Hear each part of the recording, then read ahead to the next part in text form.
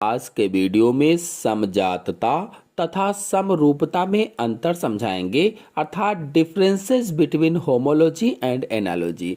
तो देखिए, इधर मैंने डाल लिया है समजातता और इधर डाल लिया है समरूपता। इनके अंग्रेजी के नाम भी डाल लिए हैं। अब पहला पॉइंट है समान उद्भव व समान मूल रचना के आधार पर विभिन्न जीवों के अंगों में पाई जाने वाली समानता को समजातता कहते हैं।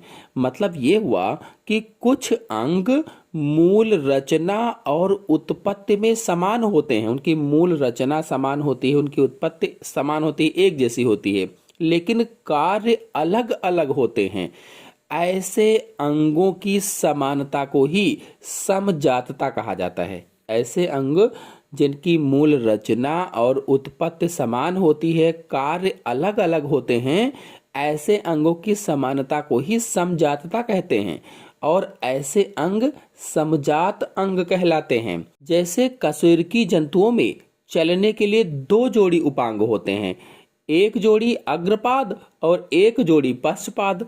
अब इस चित्र को देखिए, इस चित्र में जो मनुष्य है वो अग्रपादों से खाना बना सकता है, कोई चीज उठा सकता है, फेंक सकता है, वस्तुओं को पकड़ सकता है या किसी अन्य प्रकार के काम अग्रपादों से लेता है, इससे चलता नहीं है और पश्चपादों से चलता है। तो ये तो हुई मनुष्य की बात। लेकिन अगर अन्य कशेरुकियों की बात की जाए, जैसे इसमें चीता दिखाया गया है, तो चीता है, शेर है, बाघ है, गाय है, बैल है, भैंस है, इन सब के भी दो जोड़ी उपांग होते हैं, लेकिन ये अपनी दोनों जोड़ी उपांगों से यानी चारों पैरों से चलते हैं, चाहे वो गाय हो, चाहे वो बैल हो, शेर हो, चीता हो आदि।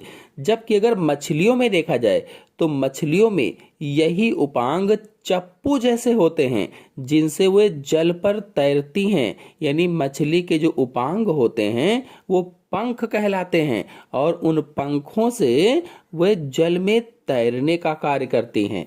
इसी प्रकार से देखिए, इसमें चमगादड़ भी दी गई है। तो चमगादड़ के जो अग्रपाद होते हैं, ये अग्रपाद पंखों में रूपांतरित हो जाते हैं, पंखों में बदल जाते हैं और उड़ने का कार्य करते हैं। तो देखिए, कार्य में अलग अलग हैं, कार्य अलग अलग कर रहे हैं, लेकिन इनकी मूल रचना और उत्पत्ति समान है और ऐसी समानता को ही समजातता कहा जाता है। जबकि अगर समरूपता को देखा तो समान कार्य करने पर विभिन्न जीवों के अंगों में पाई जाने वाली बाह्य आकार की समानता को समरूपता कहते हैं। इस पॉइंट का अर्थ ये हुआ कि जो अंग कार्य में समान होते हैं लेकिन मूल रचना और उत्पत्ति में भिन्न होते हैं, उनकी समानता को समरूपता कहा जाता है।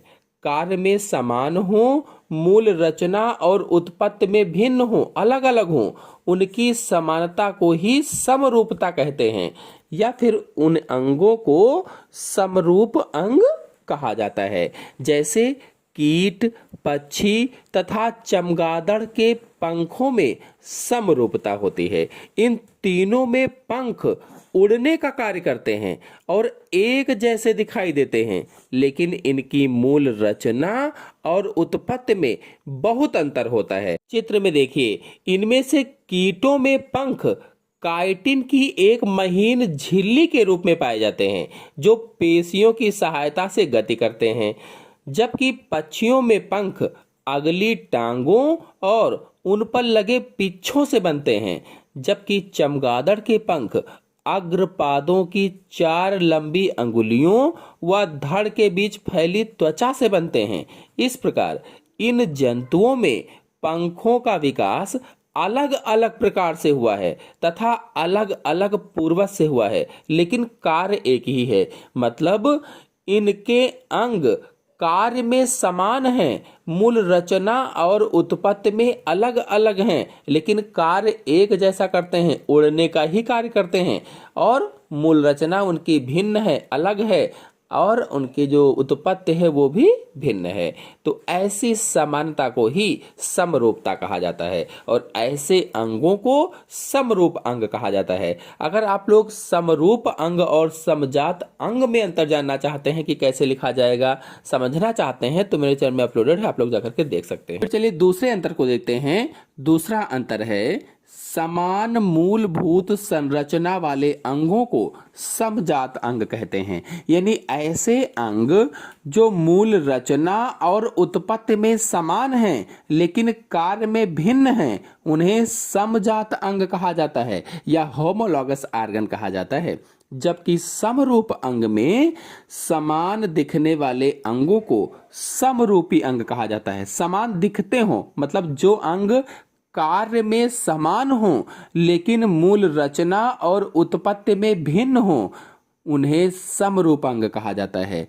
दिखते समान हो, कार्य समान करते हो लेकिन मूल रचना और उत्पत्ति में भिन्न हो, उन्हें समरूपी अंग कहते हैं। तो आशा है आपको अंतर अच्छी तरह से समझ में आ गया होगा। समझ में आ गया हो तो वीडियो को लाइक और शेयर कीजिए। चैनल पर नए हैं तो चैनल को सब्सक्राइब कर लीजिए। धन्यवाद।